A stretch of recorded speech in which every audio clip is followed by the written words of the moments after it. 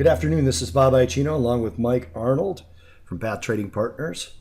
This is an afternoon Path Chat covering the futures markets for May 24th. Sorry we didn't get out an FX Path Chat this morning, but I had to be on a panel. I wasn't able to be around to do one. But we're back on our regular schedule now. Extremely interesting day. We had the Energy Information Administration's crude oil inventories, and they fell for a seventh straight week. Refiners, however, processed near record amounts of crude last week.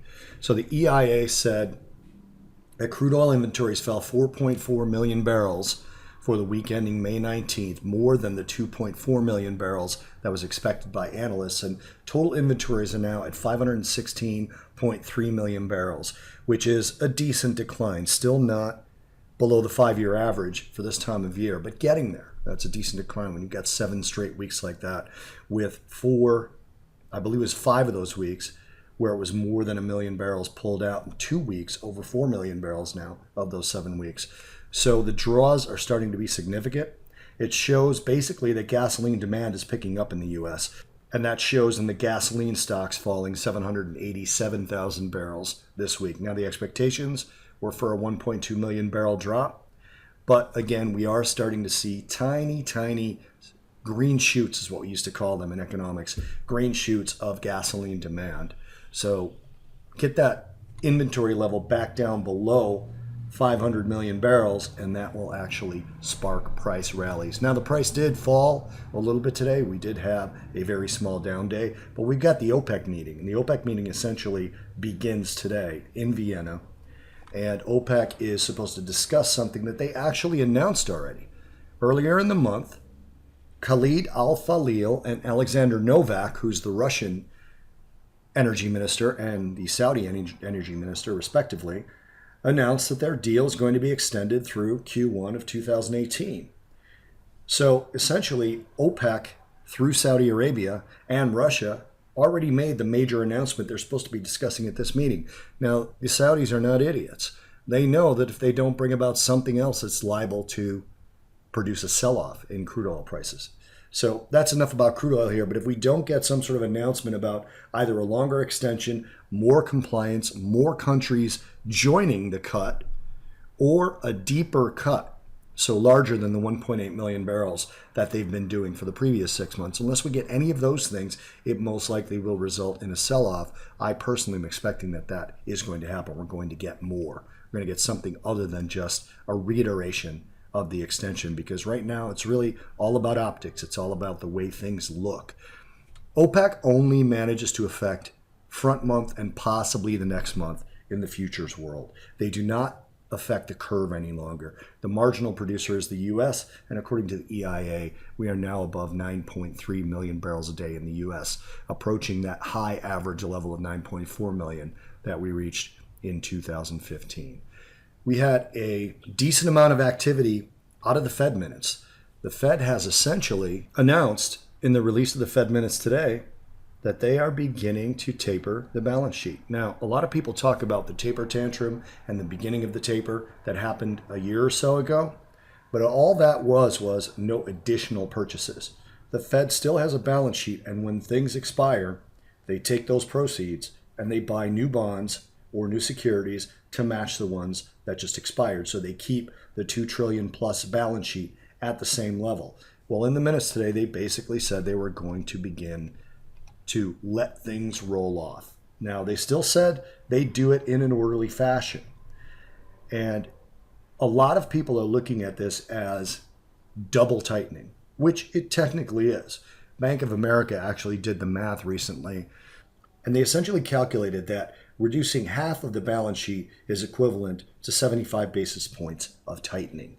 So it would technically be a double tightening if they went in June and then also tapered the balance sheet. I mean, real tapering, reduced the 2 trillion plus balance sheet down to a smaller level. They would essentially be doing an extra 75 basis points. So if they took the balance sheet down to 0, which they're not talking about doing, that would be 1.5% an additional tightening, according to Bank of America. Those are the two major things that happened today. Mike's going to go over what happened in the actual markets. But in reference to the Fed tightening in June, the probability of a tighten actually rose a little bit from yesterday. We'll see what happens tomorrow after markets have had time to digest the Fed talking about reducing the balance sheet in the previous Fed minutes. June right now sits at 83.1%. Yesterday, we were at 78.5%. But again, Mike will show you what's going on the charts. So Mike, take over. It's all yours. Thank you, Bob. Back to our quick VIX watch. VIX closing 10:02. Back to the completely no fear zone, wiping out the whole run-up from last week. So let's see what the markets did to warrant that. Over to the Dow.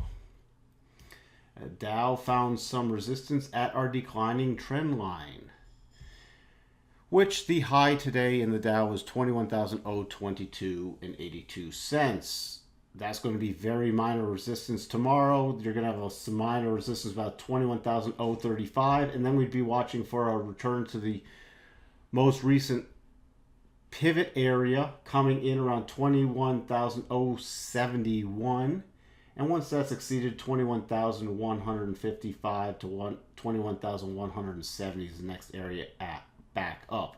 If we do happen to pull back, 20,985's first level of support. Next pretty significant level of support, it comes at about 20,895. We have a rising 8 EMA, first cross rotation zone, and a GAN level. And then slightly below that, 20,867, rising 21.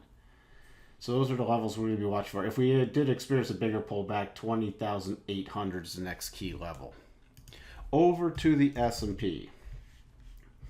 S&P came within 50 cents of its recent highs. I think the recent highs were 2404.50. Our high today, 2404. So the 2404 to 2404.50 is going to be the first level of resistance. If we do get above it, we're looking for 2414 to 2415, and then above that, 2425. And again, if we do happen to pull back, 2395 level, first level support. 2390 second level, third major level of support, 2383. And for some reason that was broken, we'd be looking for 2374 area. Now over to the NASDAQ, which made new all-time highs. Or as they like to pick on me for, all new all-time highs or all new time highs. So, based off these all new time highs, we'll be watching for the next key level run up about 57.75 in the NASDAQ. And then above that, 58.22 are the next key levels projected higher. On a pullback, we'll be watching for, let me just take a look here. We'll be watching for the 8 EMA coming in with the new fib level or GAN level, 56.86, lining up pretty close. That's going to be first level support if it does get through today's lows, which were 57.05. If we do break through that next level, we got a GAN level with rising 21, 56.37.75. So those are going to be your next key levels lower. On an even bigger sell-off than that, nothing really down until about 55.91. Let's switch over to crude. Crude closed slightly down for today, exceeded yesterday's high, slightly above our GAN level, 51.75, and then pulled back. Again, we have a longer-term trend line trade we're watching to see if it's going to return to about the 52.48 level first, then the 52.86, and then eventually the 53.17 if it goes to all three targets.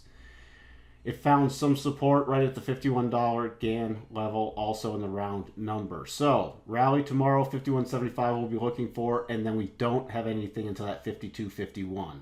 On a pullback, 51 first level, second level 50.76, next level 50.56, and then on a pretty big drop, we'd be looking about 50.26 as the key levels lower. Finally, we're just going to take a look at gold and silver. So, gold still caught between our two significant levels. Remember, we've talked about whichever way it breaks, if it gets above this defining point and really the significant level at 1265, that's going to lead to a further run up in prices that we'd then expect the 1269 to 70 level, and then eventually we could see the 1281 level. But it's got to really get a close above this defining point first, which is 1263.80, and it will find some resistance at this flat area. So 1263.80 first level of resistance tomorrow, 1265, then 1269 to 70, then 1271. On a pullback, pretty decent support, 1251 area, then major support coming in about 1247. If 1247 is broken, you could see a pretty quick fall to 1237 area. Finally, over to silver. Silver, nice rally up, came down, tested the rising 21 and 8. Looks like we're going to get a first cross in those. That's going to be key support if we drop tomorrow about 1692, followed by 1687, and if that's broken, 1679. Rallied up to the flat 50, coming in right about 1722. That's going to be very minor resistance. We're going to have some from this trend line coming in about the same area, but really the next target up on a rally 1730, which is the defining point to this trend line. Then if we get a move above there, we're continuing this other trend line trade, and we're going to be watching for targets all the way up here around the 1768. But the minor targets before that will come in at 1735, followed by 1759, and then watching for the 1765 to 1767, 68 area. That's all we have for you. I'm turning it back over to you, Bob. Thank you, Michael, and thank you guys for watching. If you like what we're doing, hit like, and also think about subscribing, and we will talk to you in the next Path Chat. Cheers, everyone.